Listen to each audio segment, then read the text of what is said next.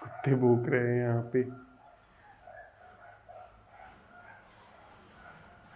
यहाँ के कुत्तों में कुछ ऐसी आदत विकसित हो गई है कि उनको पता भी नहीं होता है, वो लगातार भूखते रहते हैं। बहुत सारे कुत्तों को हम लोगों ने देखा कि भूखते भूखते उनका पूरा गला फट गया है, आवाज जो है निकलती नहीं है, पर वे घंटों घंटों लगातार भूखते रहते हैं। और जो नए बच्चे जन्म लेते हैं वे अपने आसपास देखते हैं, उनको लगता है कि भूखना मतलब जीना है, तो दिन रात कुत्तों का भूखना यहाँ चलता रहता है। एक अलग ही यहाँ चेतना कुत्तों की हो गई है जो भूखती ही रहती है। कुछ इसी तरीके से हम इंसान भी हैं, लगातार सोचे जा रहे हैं। हमारी प्रवृत्ति कुछ अलग नहीं है उन बेचारे कुत्तों से। वे लगातार भूख रहे हैं अकारण, कोई कारण नहीं है।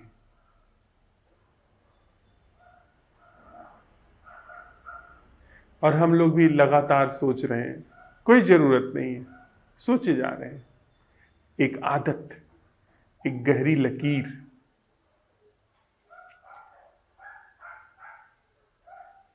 पता भी नहीं चलता और जीवन पूरी ऊर्जा उस ओर सरकने लगती है।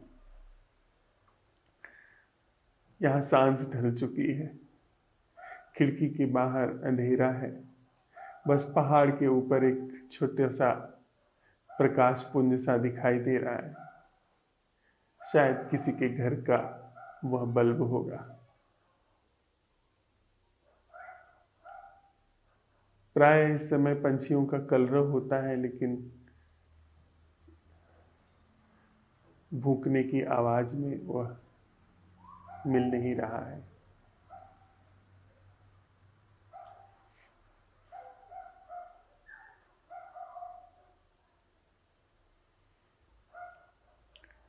ठंड बढ़ने लगी। शाम होते ही ठंड का एहसास होने लगता है।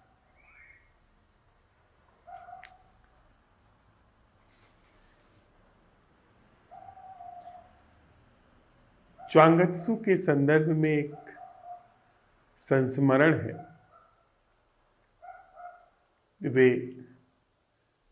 चीन के थोड़े से उन लोगों में से हैं जिन्हें ध्यान घटा था, और उन्होंने बहुत ही करारा और गहरा व्यंग किया है हमारे जीवन पर, हमारी सोच समझ पर। च्वांगत्सु कहते हैं कि मैंने सपने में देखा कि मैं तितली हो गया हूं, और तितली हो करके इस फूल से उस फूल पर उड़ रहा हूं। जिस तरीके से तितली सोचती है, जिस तरीके से तितली बच करके उड़ती है कि कोई उसको पकड़ न ले, वैसे ही मैं भी चल रहा हूं, मैं भी उड़ रहा हूं। अब जब जाग गया हूं, सपने से बाहर आ गया हूं, नींद टूट गई है, तो मुझे यह समझ में नहीं आ रहा है कि कहीं ऐसा तो नहीं कि तितली सपना देख रही हो कि वो च्वांगत्सु हो गई है। यदि च्वांगत्सु सपना देख करके तितली हो सकता है, तो तितली सपना देख करके च्वांगत्सु क्यों नहीं हो सकती है? 100% संभावना है कि तितली सपना देख रही हो कि वो च्वांगत्सु हो गई है। च्वांगत्सु जब सपना देख रहा था तो वह च्वांगत्सु है, इसका उसको कोई अता पता नहीं था, कोई खबर नहीं थी। वह तो तितली ही हो गया था।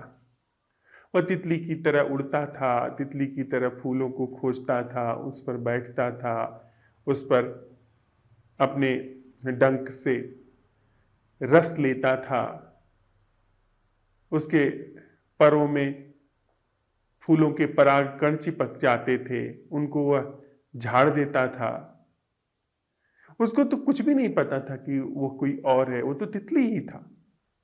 तो अब जब च्वांगत्सु की स्थिति है, जैसे च्वांगत्सु चलता है, फिरता है, बात करता है, खाता है, पीता है, दार्शनिक सवाल उठाता है, दार्शनिक चिंतन मनन करता है, होश वगैरह की बातें करता है, अन्वेषण की बातें करता है, तो कोई आश्चर्य की बात नहीं है कि तितली सपना देख रही हो कि वो च्वांगत्सु है। फिर सच क्या है? सच तितली है या च्वांगत्सु है? दोनों में से सच क्या है? ये बड़ी करारी व्यंग की बात है। हमारा पूरा जीवन एक सपने से ज्यादा नहीं है।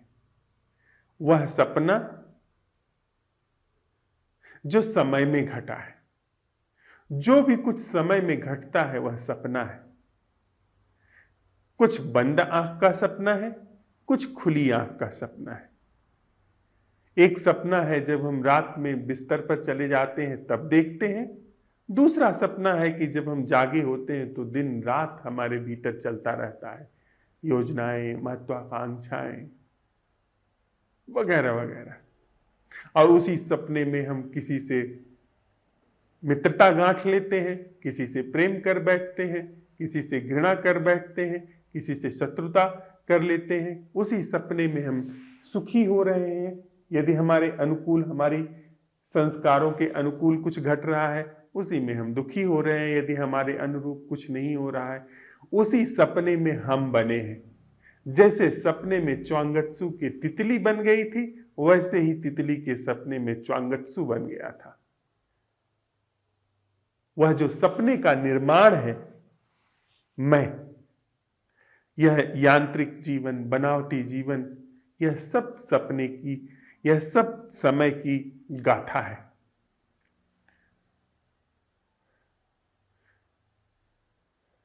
समय ने इस पूरी संरचना को निर्मित किया हुआ है। और हम लोग जब इस प्रश्न को उठाते हैं कि वह जीना क्या है जो समय के पार है, तो यह सपने के तोड़ने का उपक्रम है। इसमें सपना टूट रहा है। जरा गौर से देखें, जरा बोध से देखें, जरा थोड़ी सी समझ से देखें, हम यहां किससे संबंधित हैं? क्या कोई जीवित प्राण हमारे और दूसरे के मध्य बहता है जिसका हमें बोध है? कोई सूत्र, कोई ऊर्जा का प्रवाह हमारा इस प्रकृति से आता जाता महसूस होता है? जो श्वास आती जाती है उस तक का हमें बोध नहीं है, उस तक का हमको पता नहीं चलता, वह तक भी हमारे होश में नहीं रहती है। तो हम संबंधित भला कैसे हैं? जो वायु हमारे नासापुटों को छूती है उसके एहसास का बोध नहीं है।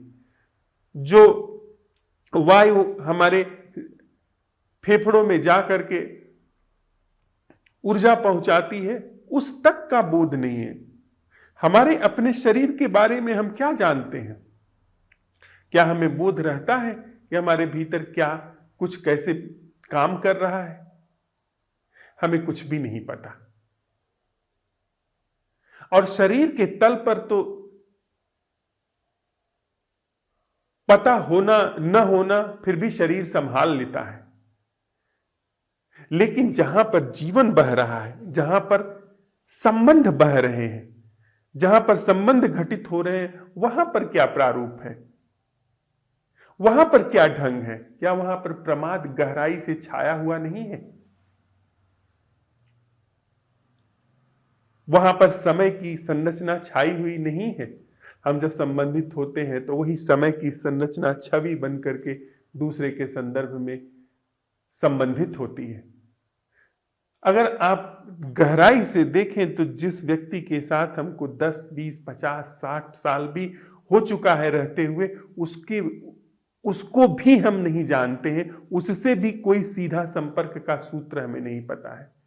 सारे जो संपर्क के, जो संबंध के ढंग हैं, वो हमारे मन मस्तिष्क में गढ़े गए हैं, हमारे मन मस्तिष्क में रचे गए हैं।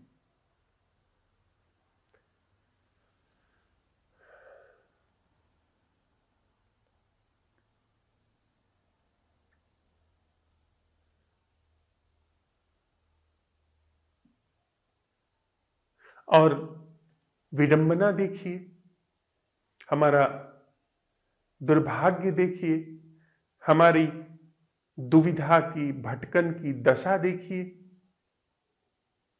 कि उसे पाने की हम कोशिश करते हैं जो कि कभी खोया ही नहीं। पाने की कोशिश कैसे करते हैं? जिस ढंग से, जिस समय के तर्क से, जिस समय की संरचना से हमने दुनिया में चीजें स्थापित की हैं, जैसे हमने समाज स्थापित किया है, जैसे देश, जैसे धर्म, संगठित धर्म स्थापित किए हैं, जैसे ऊंच नीच स्थापित हुआ है, जैसे अच्छा बुरा स्थापित हुआ है, जैसे नीतियां स्थापित हुए हैं, जैसे कानून और संविधान स्थापित हुए हैं, वैसे ही हम सत्य की भी स्थापना करके उसका अन्वेषण करते हैं। उसी विचार से सत्य को तय करते हैं और तय करके उसका अन्वेषण करते हैं, न कि सत्य के लिए हम अपने को उपलब्ध कराते हैं। हम सत्य को अपने लिए उपलब्ध कराते हैं, न कि खुद सत्य के लिए उपलब्ध होते हैं कि सत्य जैसा है, जो है वह उघड़ सके। एक छोटी सी कहानी याद आती है मुझे, पवित्र व्यक्ति के बारे में। एक साधु जो पहाड़ की ऊंची चोटी पर अपना छोटा सा एक झोपड़ा बना करके रहता था, उसके संबंध में चारों तरफ ख्याति फैलने लगी कि वह पवित्र व्यक्ति है, वह होली मैन है।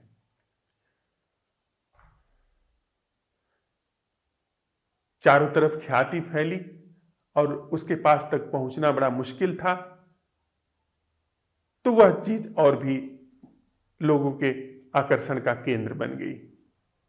एक गांव के व्यक्ति ने तय किया कि वह जा करके उस पवित्र व्यक्ति से मिलकर के आएगा। पवित्र व्यक्ति से आशय वह जो ध्यान को उपलब्ध हुआ हो, वह उससे मिलकर के आएगा। उसने योजना बनाई, वह बड़ी मुश्किल से सारी तकलीफें सहता हुआ किसी तरीके से वह पहाड़ की चोटी पर पहुंचा। वहां पहुंच करके जब वो कुटिया के नजदीक गया तो उसने देखा कि कुटिया के द्वार पर ही जो कुटिया का नौकर है वो खड़ा है। उसने बड़े ही प्रेम से उसका स्वागत किया। उसके फटे चीथड़े कपड़े थे, बहुत साधारण सा वह लग रहा था। उसने वहीं पर उसका स्वागत किया और कहा कि आइए, पधारिए। कैसे आए, कहां से आए? उस व्यक्ति ने कहा, मैं यहां पर जो पवित्र व्यक्ति रहते हैं, होली मैन, उनसे मिलने आया हूं। उन्होंने कहा, अच्छा अच्छा, आइए पधारिए। वह कुटिया के अंदर लेकर के गया उसे। कुटिया में वह चारों तरफ देखता रहा, उसकी आंखें खोजती रही उस पवित्र व्यक्ति को, पर वह कहीं नहीं दिखा। और कुटिया में वह नौकर साथ में चलता रहा। वह इधर उधर जो चीजें थी, जो छोटी मोटी रोजमर्रा के उपयोग में आने वाली चीजें थी, उसको देखता दिखाता रहा और चलता रहा कि चलिए आगे चलिए। चलते चलते वो खोजते खोजते वह जो ग्रामीण व्यक्ति था वह कुटिया के पिछले दरवाजे पर पहुंच गया और नौकर पिछले दरवाजे से बाहर हो गया। और यह भी उस पिछले दरवाजे से जब बाहर निकला तो उसने कहा, अरे वह पवित्र व्यक्ति तो कहीं मिले नहीं, वो कहां हैं? मैं उनसे मिलने आया हूं और आप मुझे कुटिया दिखा रहे हैं। उस नौकर ने कहा कि जिन्हें आप खोज रहे हैं वह आपको द्वार पर ही मिले हैं, जिनसे आप मिलने आए हैं वह द्वार पर ही मिले हैं। आप उनको खोजने के क्रम में उनसे चूक रहे हैं। आप जो धारणा बना करके आए हैं, जो मान्यता बना करके आए हैं, उस धारणा और उस मान्यता के कारण उनसे चूक रहे हैं,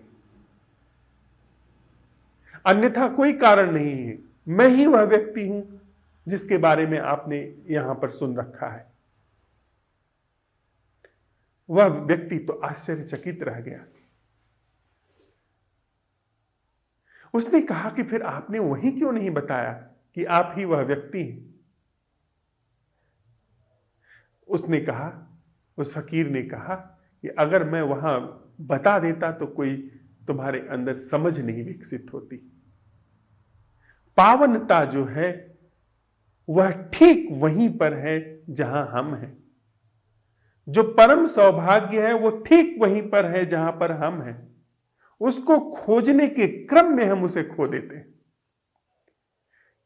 यह दुनिया की, यह अस्तित्व की बड़ी से बड़ी विडंबना में है जो कि हम लोगों के जीवन में घट रही है। बड़ी हास्यास्पद बात है यह कि हम जिसे खोज रहे हैं उसे खोने का कोई उपाय ही नहीं है। हम खोजने के क्रम में ही उससे दूर छिटकते जाते हैं, दूर पड़ते चले जाते हैं। वह ग्रामीण व्यक्ति जो था, जो खोजने गया था, उसने कहा कि शिक्षा का फिर आपके क्या अर्थ है, आप कहना क्या चाहते हैं? उस व्यक्ति ने कहा कि जिससे भी मिलो उसे ऐसे देखो कि वही पावन व्यक्ति है। जिससे भी मिलो उसको परमात्मा की तरह ही देखो। यदि तुम दूसरे को परमात्मा की तरह देखना शुरू कर देते हो, तुम परमात्मा हो गए। वह बात सच हो न हो, ऐसा होता हो न होता हो, लेकिन इतनी बात तय है कि हम वही देखते हैं जो हम देखना चाहते हैं। यहां पर वही दिखता है जो हम देखना चाहते हैं। और अगर हम चाहना छोड़ दे देखने के क्रम में, तो फिर जो दिखता है, जो बिना हमारे चाहे दिखता है, जो हमारी चाह के पर्दे से, चाह के चश्मे से मुक्त होकर के दिखता है, वही सच है। तो सत्य के लिए सही पूछे तो कोई चश्मे की जरूरत नहीं है, किसी भी तरह की बुद्धि की जरूरत नहीं है, ज्ञान की जरूरत नहीं है। उसके लिए बस प्यास चाहिए। और यह जो हम असंभव प्रश्न की कीमिया आजमा रहे हैं, असंभव प्रश्न की कीमिया से हम जो प्रयोग कर रहे हैं, वह यही करता है। असंभव प्रश्न हम जहां पर हैं, जैसे हैं, वहां पर हमारे सारे चश्मे छील देता है, हमारे सारे पर्दे उतार देता है, हमारी आंखों पर जो भी झाई पड़ी हुई है उसको वो छील देता है और कुछ भी नहीं करता। हम जब यह प्रश्न उठाते हैं, जब हम यह प्रश्न उठा रहे हैं साथ साथ चलते हुए, वह जीना क्या है जो समय से मुक्त है। यहां पर इतना भी हमारे पास समय नहीं है कि इस क्षण में हम इस तथ्य का अन्वेषण करें कि इस क्षण में वह जीना क्या है जो समय से मुक्त है, क्योंकि इस क्षण में भी अन्वेषण समय के ही गर्भ का अन्वेषण है। इस प्रश्न के उठने ने ही हमारे सारे पर्दे छील दिए, हमारी सारी झाइयां छील करके रख दी, हमारे सारे जो चश्मे थे वो सब उतार करके रख दिए। वहीं पर इस प्रश्न ने सब एक बार में कर दिया। तो चूक होने का कोई उपाय नहीं, सिर्फ पर्दों के कारण हमारी चूक हो रही थी। और जब पर्दा नहीं है तो वहां पर वह तो हाजिर और हुजूर है, वो तो सामने ही है। वो जैसे ही यह प्रश्न उठा वह वहां उपस्थित है। ऐसा नहीं कि कुटिया में खोजने जाने की जरूरत पड़ेगी, वह द्वार पर ही स्वागत करता हुआ मिलता है। अगर प्रश्न ठीक से उठाया गया तो वह द्वार पर ही ऐसा जीवन मिल गया जो समय से मुक्त है। उसे खोजने जाने की कहीं कोई जरूरत ही नहीं है। कृष्ण जी एक बड़ी मीठी सी कहानी कहते थे। वो कहते थे कि एक युवक जो जीवन के दुख से थोड़ा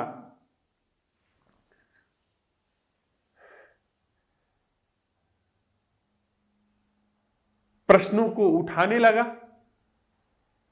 धीरे धीरे उसकी समझ में आया कि यह झूठ है, जो भी जिया जा रहा है इसमें कुछ तो गड़बड़ है। फिर वो सत्य की तलाश में, जो कि प्रायः ऐसा होता है, जैसे ही हमारे अंदर यह बात आती है कि यह चीज सच नहीं है, सच की तलाश शुरू हो गई। यह चीज गलत है, सही की तलाश शुरू होने लगी। मन इसी तरह से काम करता है। मन तत्क्षण उस चीज को कवर करता है जो खाली हो जाती है। जैसे ही कहीं पर प्रश्न का खालीपन हुआ, तुरंत मन उसको उत्तर से भरने की कोशिश करता है। मन उत्तरों का क्रम है, मन उत्तरों का पुलिंदा है। वह प्रश्न को झेल नहीं पाता, और असंभव प्रश्न झेलना तो उसके लिए बड़ी वैसी बात है। तो उसके अंदर प्रश्न उठा कि सत्य की तलाश की जाए। तो लोग बताने वाले भी मिल गए कि सत्य तो गुफाओं में मिलता है, सत्य तो पहाड़ों पर मिलता है, सत्य तो निविड़ वन में मिलता है, सत्य तो नदी के किनारे मिलता है। फला को पेड़ के नीचे मिला था, फला को नदी के किनारे मिला था, फला को घने जंगल के बीच में जहां शेर बाघ रहते हैं वहां पर मिला था। तो ये सारी सूचनाएं हैं हमारे पास, ये सब बुद्धि की करामातें हैं। उसने यह सब सूचनाएं संकलित की और चल पड़ा कि कहीं किसी पेड़ के नीचे, कहीं किसी नदी के किनारे, कहीं किसी गुफा में, कहीं किसी पहाड़ पर, कहीं किसी सागर के किनारे उसे सत्य मिल जाएगा।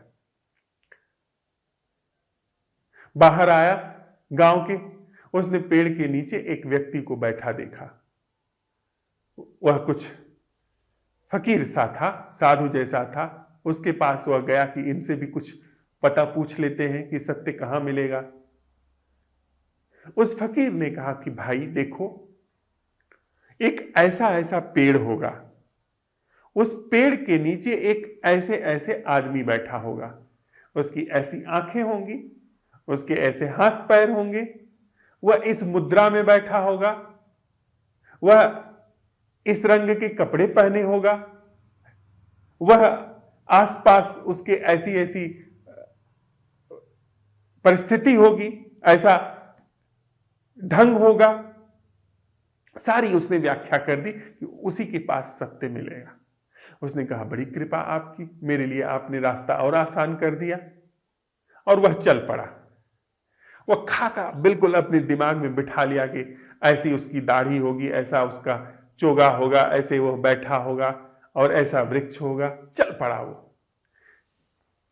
पूरा जीवन वह खोजता रहा, पूरा जीवन खोजता रहा। उसने पूरा जीवन लगा दिया। सारी दुनिया में वह जहां तक जा सकता था वहां तक गया, घूमा। और उसके अंदर वह छवि जो उस बूढ़े व्यक्ति ने बताई थी, जो उस इंसान ने बताई थी, जो पेड़ के नीचे बैठा था, एकदम छपी हुई बैठी थी। समय बीता और धीरे धीरे वह बूढ़ा होने लगा और धीरे धीरे थकने लगा। उसे लगा कि लगता है कि अब मुझे सत्य नहीं मिलेगा, अब धीरे धीरे मृत्यु की घड़ी करीब आ रही है, शरीर जर्जर हो चुका है, लौट चलता हूं अपने गांव। जब वह गांव की ओर लौटा, जब गांव के रास्ते पर वह पहुंचा और उसने गांव के दरवाजे पर ही वह पेड़ देखा जिस पेड़ की उसके अंदर छवि बनी थी, वह तो हक्का बक्का रह गया। अरे वही पेड़! और उसने देखा कि उस पेड़ के नीचे वही आदमी बैठा है जिस आदमी ने रास्ता बताया था। उसी मुद्रा में बैठा है जिस मुद्रा में उसने बताया था, और वह पहले भी उसी मुद्रा में बैठा था। उसके आसपास और भी जो वृक्ष थे, और भी जो स्थितियां थी, पेड़ पौधे थे, वे भी वैसे के वैसे ही थे। थोड़ा बहुत बढ़ गए होंगे, पर ठीक वही स्थिति थी जैसे उसके अंदर छवि बनी हुई थी।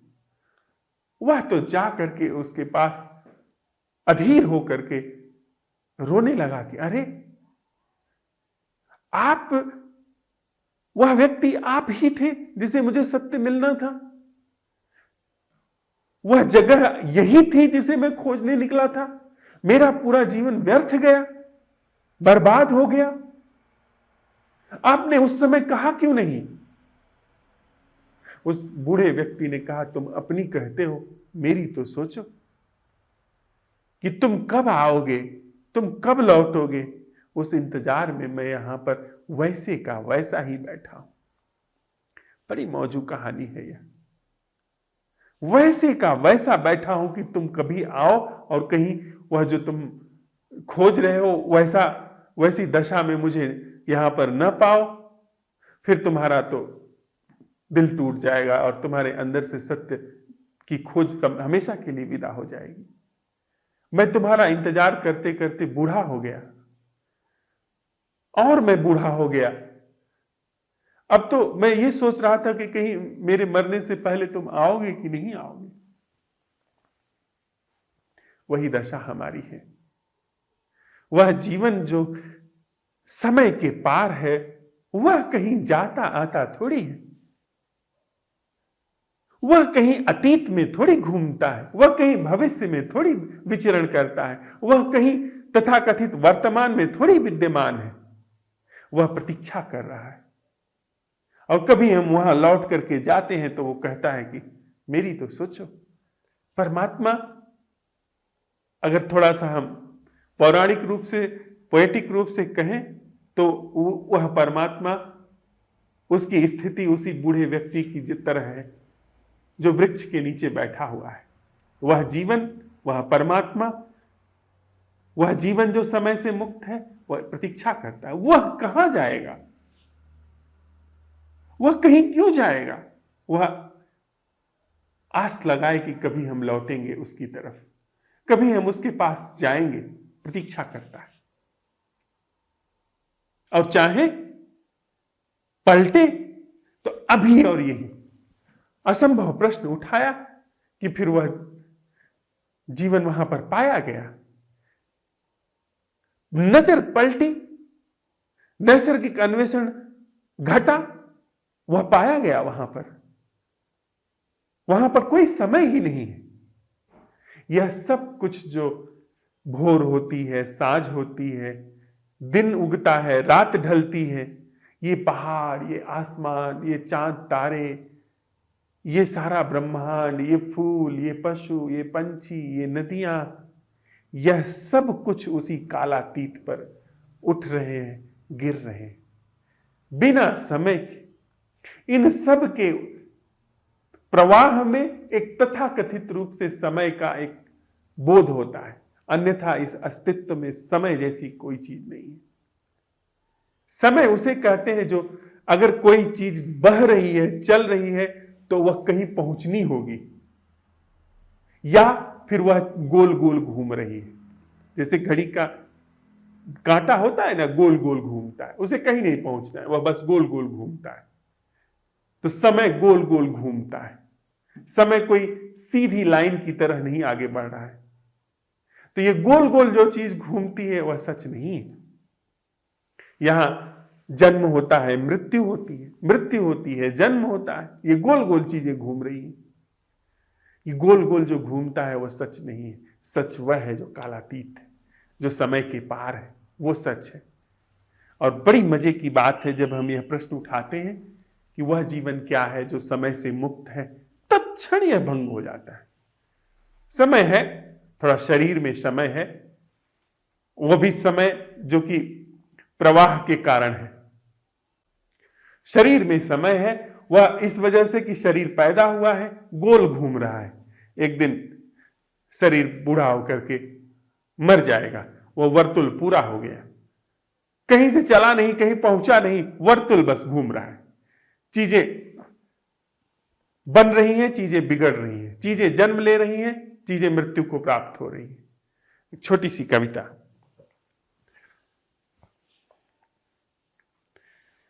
पुरानी कविता है, जब कविताएं आनी शुरू हुई थी उस समय यह पहली कविताओं में से है। बवंडर हूं मैं, बवंडर हूं मैं और भी बवंडर हैं, और भी बवंडर हैं, मैं भी हूं। बवंडर हूं मैं, और भी बवंडर हैं, मैं भी हूं। ये गुजरते हुए कागज के टुकड़े, सूखी पत्तियां, घास के तैरते तिनके। वो बवंडर जब घूमता है ना, गोल गोल घूमता है, तो उसमें घास के तिनके होते हैं, सूखी पत्तियां होती हैं, कागज के टुकड़े होते हैं, धूल के कण होते हैं। सूखी पत्तियां, घास के तैरते तिनके, धूल के गुबार, मैं हूं। डोलती हुई सर्द गर्म हवाएं, वह जो गोल गोल घूमता है उसमें सर्द और गर्म हवा के कारण वह गोल गोल घूमता है, वर्तुल बनता है। और ये हमेशा गोल गोल घूमना, और हमेशा ये गोल गोल घूमना, सब मैं ही हूं। यह जो गोल गोल घूमना है, जो समय की धारा है, यह मैं ही हूं। जिस शून्य में मैं सरक रहा हूं, अंतहीन वह भी मैं हूं। यह जो जिस शून्य में यह पूरा बवंडर चलता है, वह धरातल भी मैं हूं। वह तथाकथित वर्तमान का धरातल भी मैं हूं। सब मिलिए मुझे गढ़ते, और मैं भी इन्हें गढ़ता।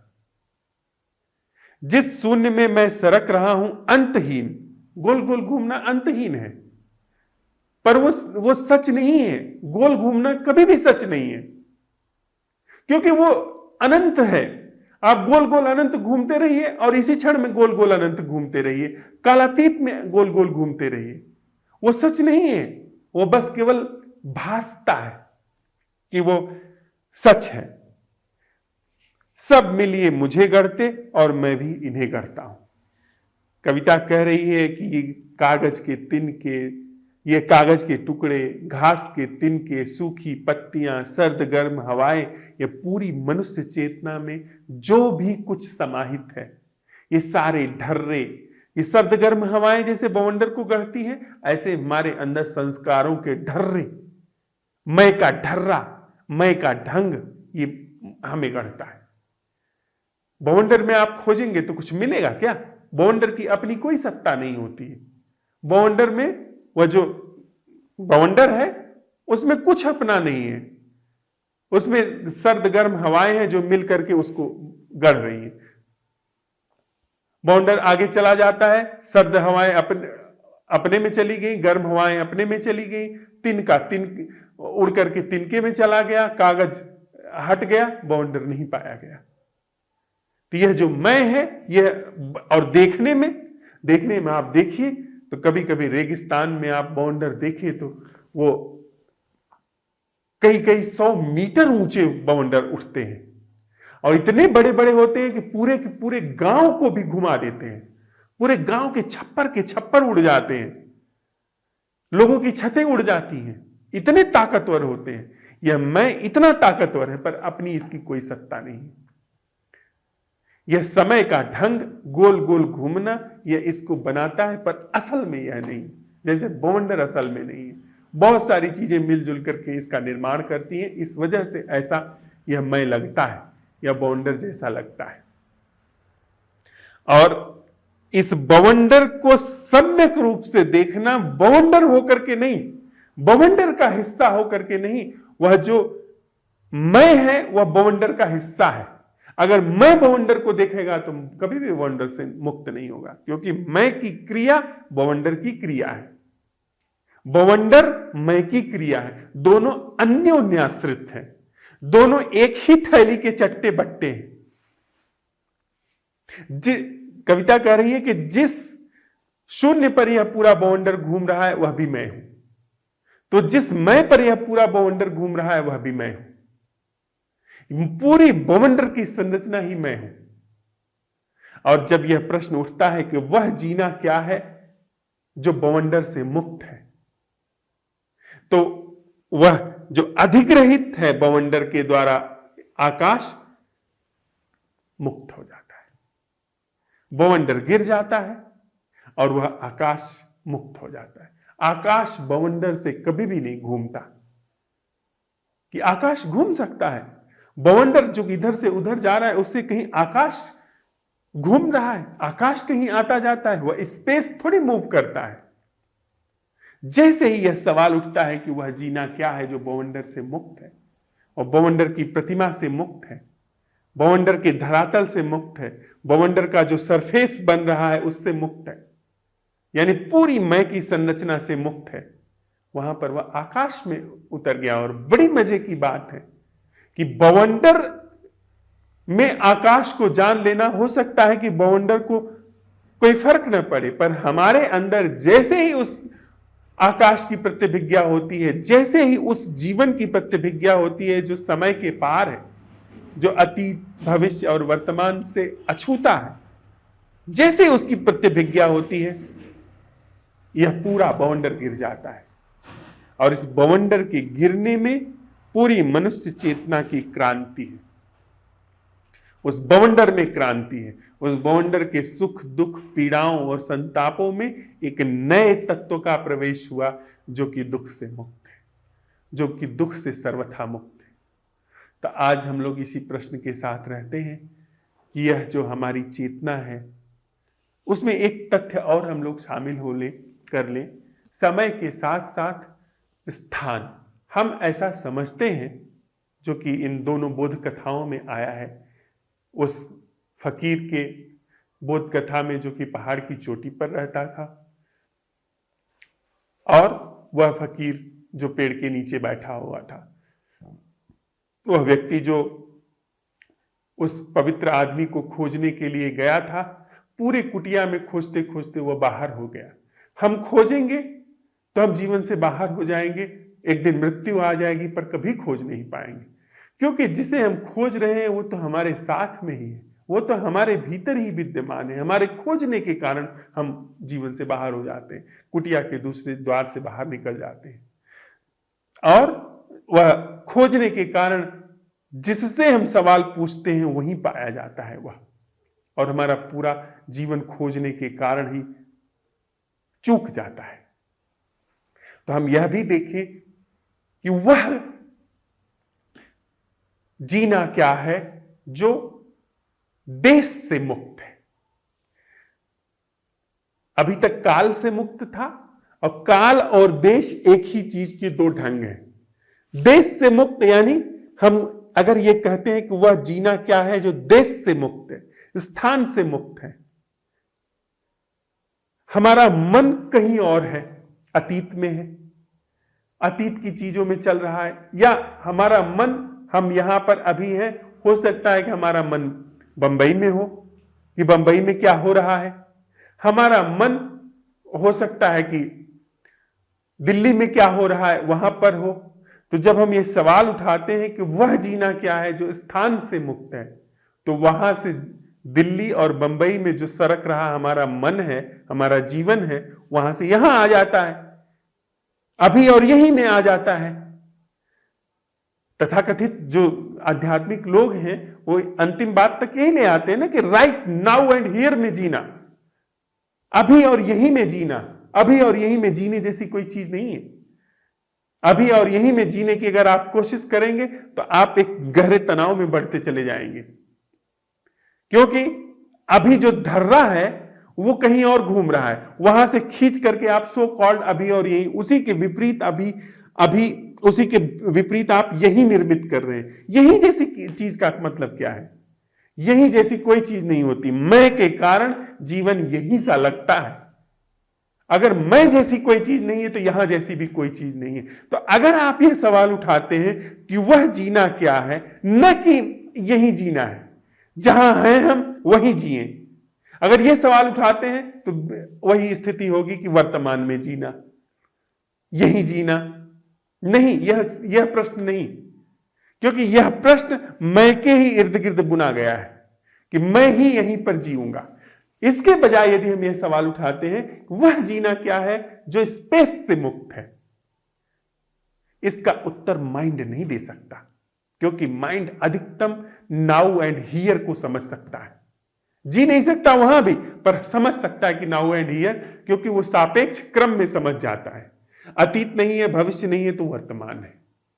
वहां नहीं है, वहां नहीं है तो यहां है, इतना समझ जाता है।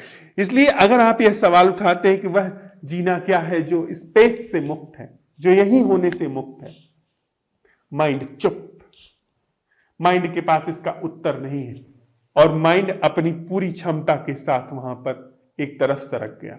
वहां पर नैसर्गिक जागरण पाया जाता है। अभी आप देखें, अभी आप पाएंगे इस प्रश्न के साथ ऑर्गेनिक अवेयरनेस का जन्म होने लगा कि वह जीना क्या है जो स्थान से मुक्त है, स्पेस से मुक्त है। यहीं पर वह जीना घटित होने लगा जो स्पेस से मुक्त है, क्योंकि स्पेस की पूरी संरचना सरका दी गई। स्पेस की पूरी संरचना का सरकना और मैं का सरकना, मैं का विसर्जित होना, यह दोनों ही घटनाएं एक साथ हुई। मैं और स्पेस एक ही थैली के चट्टे बट्टे हैं, जैसे समय और मैं एक ही थैली के चट्टे बट्टे हैं। वहां पर ऐसा जागरण, ऐसी खुमारी पाई जाएगी, पाई जा रही है, अगर हम इस प्रश्न के साथ में हैं, जो कि हमारे द्वारा निर्मित नहीं है। जो ऐसी खुमारी, ऐसा जीवन प्रवाह जो देश और काल से मुक्त है। आज हम लोग इसी प्रश्न के साथ रहते हैं कि वह जीना क्या है जो देश और काल से दोनों से मुक्त है। इस प्रश्न पर फिसल फिसल जाएंगे पांव, पर प्रश्न उठाएंगे हम, नैसर्गिक जागरण को अवसर देंगे, नैसर्गिक अन्वेषण को अवसर देंगे, तो नैसर्गिक अन्वेषण जिस चीज के कारण जो उत्तर लेकर के आएगा, उत्तर आने का मतलब है कि पैर फिसल गया। अभी तक हम लोग इस तरह से चलते रहते थे कि उत्तर आने का मतलब पैर जम गया, अब उत्तर आने का मतलब पैर फिसल गया। प्रश्न के बने रहने का मतलब, प्रश्न के विसर्जित होने का मतलब कि पैर जो है जम रहा है। इस प्रश्न के साथ आज रहते हैं, थोड़ी देर इसी प्रश्न के साथ बैठते हैं, फिर कुछ प्रश्न होगा तो उस पर हम लोग संवाद कर लेंगे। अन्यथा जो भी अवलोकन आएगा उस पर, उसको सुबह की बैठक में हम लोग साझा करेंगे। वह जीना क्या है जो देश और काल दोनों से मुक्त है।